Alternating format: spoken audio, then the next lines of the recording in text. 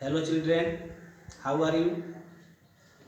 मुझे विश्वास है कि आप लोग अच्छे होंगे और कोरोना में आप लोग इधर उधर न घूमें, घर पर रहें, सुरक्षित रहें।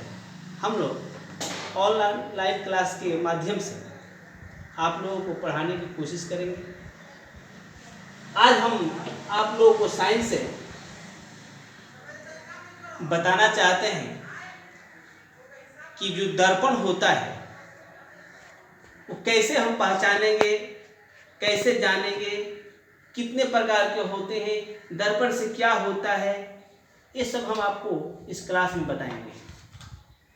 देखो बच्चों, जो दर्पण होता है मिरर,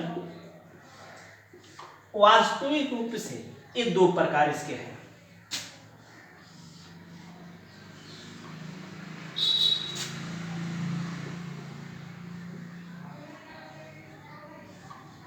एक होता है गोलीय दर्पण और दूसरा होता है समतल दर्पण।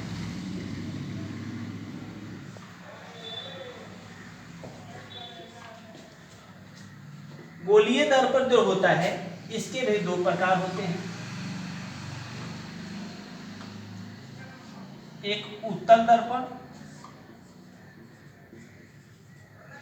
और एक अवतल दर्पण।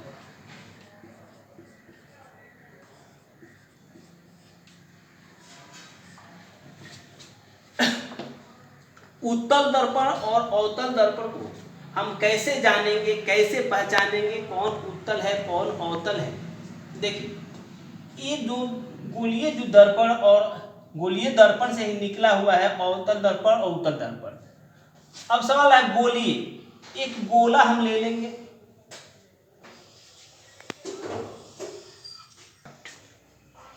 इसका एक जो केंद्र है यहां से अगर हम खींच दें तो व्यास हो गया, डायमीटर। इसका दो भाग करते हैं, बीच में से हमने दो भाग कर दिया। अब दोनों को अलग अलग दिखा रहे हैं कि जो पहला भाग है इस प्रकार से है और दूसरा भाग जो है इस प्रकार से। ये भाग वाला इधर दर्शाया है, दूसरा भाग उधर दर्शा दिया है। तो ये जो होगा ये उत्तल दर्पण है और ये होगा अवतल दर्पण।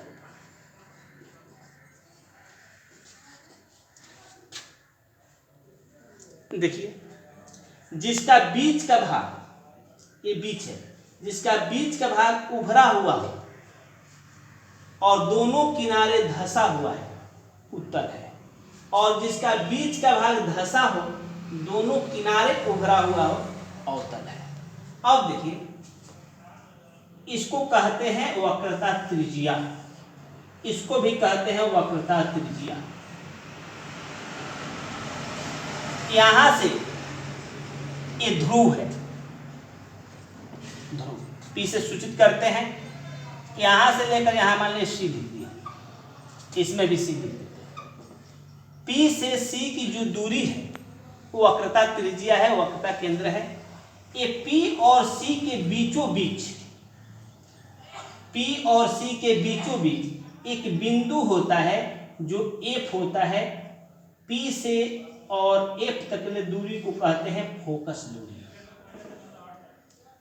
अगर PF 5 सेंटीमीटर है तो PC 10 सेंटीमीटर होगा, क्योंकि ये डबल होता है। जितना फोकस दूरी होता है उसके डबल वक्रता त्रिज्या होता है।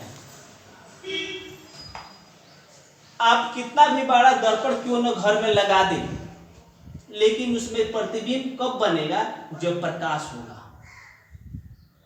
प्रकाश के माध्यम से ही, प्रकाश के रहने पर ही उसमें प्रतिबिंब बनेगा। अब देखा जाए, हम अवतल दर्पण में आपको दर्शा रहे हैं कि अवतल दर्पण के सामने हमने एक वस्तु रख दिया। अवतल दर्पण के सामने एक वस्तु हमने रख दिया, इधर से इसमें कलई कर देंगे, क्योंकि जब तक इसमें कलई नहीं होगा प्रतिबिंब नहीं बन पाएगा। इसका जो कलई होता है सही वास्तविक प्रतिबिंब एकदम सही प्रतिबिंब बनाने के लिए अगर चांदी की परत से कलई किया जाए तो उसमें इस दर्पण में बना हुआ प्रतिबिंब सबसे ही अच्छा होता है। तो हमने इसमें कलई कर दिया। यहाँ पर एक वस्तु हमने रखा। वस्तु रखने के बाद प्रकाश की किरण होनी चाहिए, प्रकाश होना चाहिए, तभी प्रतिबिंब बनेगा। यहाँ से हमने प्रकाश वस्तु से गुजारा। आप जानते हैं कि प्रकाश की जो किरणें होती है वो सीधी रेखा में गमन करती है। तो यहाँ से हमने इस किरण को गुजारा और जाकर इस दर्पण से टकरा गई। दर्पण से टकराने के बाद वापिस होगी तब फोकस से होके गुजरेगी, फोकस से होके गुजरेगी। दूसरा जो प्रकाश की किरण है वो एफ से आकर गुजर रही है। ए भी आकर दर्पण से टकरा गई और टकराने के बाद ए भी वापिस हो गई। ये जो दोनों किरणें आकर जहां एक दूसरे को काटेगी, टकराएगी, वहीं पर प्रतिबिंब बनेगा। यही तो अब सी पर उसका प्रतिबिंब सी पर ही बनता है। और ये भी आप जानिए कि दर्पण के अगर बाएं साइड, दर्पण से बाएं साइड प्रतिबिंब बनता है तो वो प्रतिबिंब जो होता है वास्तविक होता है, और दर्पण के अगर दाएं साइड प्रतिबिंब बनता है तो काल्पनिक होता है। वास्तविक प्रतिबिंब हमेशा उल्टा होता है और काल्पनिक प्रतिबिंब होता है वो सीधा होता है। तो आप इसमें ये जान लीजिए कि जो गोलीय दर्पण है उसी से निकला हुआ एक दो दर्पण है जिसका नाम है उत्तल दर्पण और अवतल दर्पण। आप इसमें हमेशा ध्यान रखेंगे P से F की जो दूरी होगी फोकस दूरी होगी, P से C की जो दूरी होगी वक्रता केंद्र होगा, वक्रता त्रिज्या होगा। फोकस दूरी को F से सूचित करते हैं। वस्तु की जो दूरी होती है ये सूचित करते हैं। प्रतिबिंब की दूरी होती है। इसलिए दर्पण सूत्र जो हो जाता है, दर्पण सूत्र होता है यहाँ, दर्पण सूत्र जो हो जाता है 1/v प्लस 1/, ये दर्पण सूत्र है 1/v प्लस 1/u बराबर 1/।